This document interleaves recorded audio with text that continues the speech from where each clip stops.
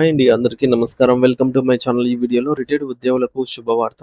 Supreme court సంచలన తీర్పు విడుదల. దీనికి సంబంధించిన పూర్తి సమాచారాన్ని వీడియోలో తెలుసుకుందాము.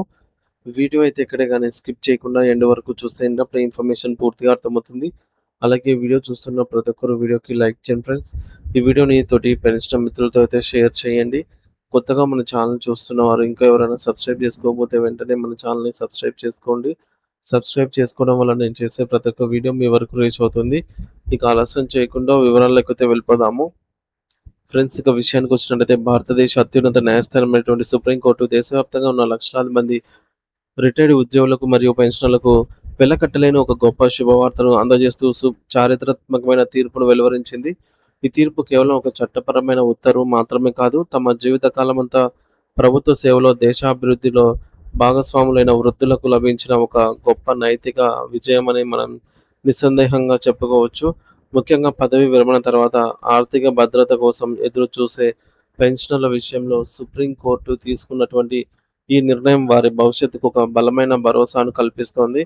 ఈ కేసును విచారించిన గౌరవనీయులైన జస్టిస్ మనోజ్ మిశ్రా మరియు జస్టిస్ ప్రసన్న బి వరాలేలతో కూడినటువంటి ధర్మాసనం సమాజంలో నెలకొన్న వాస్తవ పరిస్థితులను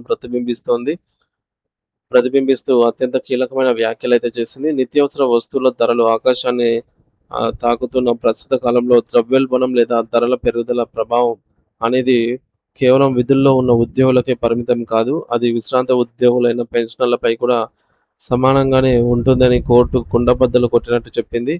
మార్కెట్‌లో ఒక సామాన్య వస్తువు ధర పెరిగినప్పుడు ఒక ప్రభుత్వ ఉద్యోగి ఎంత ఇబ్బంది పడతారో అంతకంటే ఎక్కువ ఇబ్బందిని ఒక పెన్షనర్ ఎదుర్కొంటారనైతే ధర్మాసనం అభిప్రాయపడింది. మరి ఈ నేపథ్యంలో రిటైర్మెంట్ తర్వాత ప్రతి ఒక్కరూ గౌరవప్రదమైన జీవనం గడపడానికి రాజ్యాంగం కల్పించిన ప్రాథమిక హక్కులను కాపాడటమే ఈ తీర్పు యొక్క ప్రధాన ఉద్దేశం. పెన్షన్ అనేది ప్రభుత్వం తన ఇష్టానుసారం ఇచ్చే దానం లేదా బహుమతి కాదని, అది ఉద్యోగి తన సర్వీస్ కాలంలో అందించిన సేవలకు ప్రతిఫలంగా లభించే వాయిదా వేసిన వేతనం, డిఫర్డ్ వేజ్ అని కోర్టు స్పష్టం చేసింది. కాబట్టి ప్రభుత్వాలు తమ ఆర్థిక ఇబ్బందులను సాకుగా చూపి ఈ పెన్షన్ ప్రయోజనాలను లేదా పెండింగ్‌లో ఉన్న బకాయిలను నిలిపివేయడానికి లేదా ఆలస్యం చేయడానికి ఇకపై ఏమాత్రం అవకాశం లేదని సుప్రీంకోర్టు హెచ్చరించింది. ఈ తాజా ఆదేశాల ప్రకారం కేంద్ర మరియు రాష్ట్ర ప్రభుత్వాలు కరువు భత్యాన్ని, డిఆర్ఎస్ అలవెన్స్ పెంచినప్పుడు ఆ ప్రయోజనాన్ని ప్రస్తుతం విధుల్లో ఉన్న ఉద్యోగులతో పాటు పెన్షనర్లకు కూడా ఎటువంటి వివక్ష లేకుండా సమానంగా వర్తింపజేయాలి. సాధారణంగా ఉద్యోగులకు డిఏ ఇస్తే పెన్షనర్లకు డిఆర్ పేరుతో ఈ సాయం అనేది అందుతుంది. ఈ రెండిటి మధ్య కాలయాపన చేయకూడదని, రెండు ఒకేసారి అమల్లోకి రావాలని కోర్టు ఆదేశించింది. తమ యవ్వనమంతా కార్యాలయాల్లో కష్టపడి వృద్ధాప్యంలో ప్రశాంతంగా జీవించాలని కోరుకునే రిటైర్డ్ ఉద్యోగులకు ఈ తీర్పు ఒక రక్షణ కవచంలా నిలుస్తుంది. ప్రభుత్వ యంత్రాంగం ఇకనైనా పెన్షనర్ల ఫైళ్లను అటకెక్కించకుండా వారికి అందాల్సిన ప్రయోజనాలను అత్యంత ప్రాధాన్యత క్రమంలో పరిష్కరించాల్సిన బాధ్యతను కోర్టు గుర్తు చేసింది. న్యాయస్థానం ఇచ్చిన ఈ ఆదేశాల పట్ల ప్రభుత్వ వర్గాల్లో కూడా కదలిక మొదలైంది.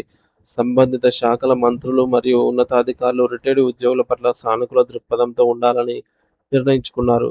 రిటైర్డ్ ఉద్యోగులు సమాజానికి అందించిన సేవలను గౌరవిస్తూ వారికి అందాల్సిన బకాయిల చెల్లింపులు ఇకపై ఎటువంటి జాప్యం జరగకూడదని ప్రభుత్వ పెద్దలు కూడా అధికారులకు సూచించారు. ఈ క్రమంలోనే మే నెల 1వ తేదీ నాటికే పెన్షనర్లకు సంబంధించిన కీలకమైన చెల్లింపులు మరియు పెండింగ్‌లో ఉన్న బకాయిలను వారి బ్యాంకు ఖాతాల్లో జమ చేసేలా ప్రభుత్వం యుద్ధ ప్రాతిపదికన చర్యలు తీసుకుంటోంది. మే 1న కార్మిక దినోత్సవం సందర్భంగా ఈ యొక్క ఆర్థిక ప్రయోజనాలు అందటం విశ్రాంత కార్మికులకు మరియు ఉద్యోగులకు నిజమైన పండుగ లాంటి వార్త. సుప్రీంకోర్టు ఇచ్చిన ఈ మైలురాయి వంటి తీర్పు వల్ల భవిష్యత్తులో ఏ ప్రభుత్వము పెన్షనర్ల హక్కులను కాలరాయలేదని, వారి ఆర్థిక భద్రతకు న్యాయ వ్యవస్థ అండగా ఉంటుందని మరోసారి నిరూపితమైంది. మీ ఖాతాలోకి నగదు జమ అయ్యే ప్రక్రియను ఎప్పటికప్పుడు గమనిస్తూ ఉండండి. త్వరలోనే మీ సమస్యలన్నీ కూడా తీరిపోయే అవకాశమే ఉంది.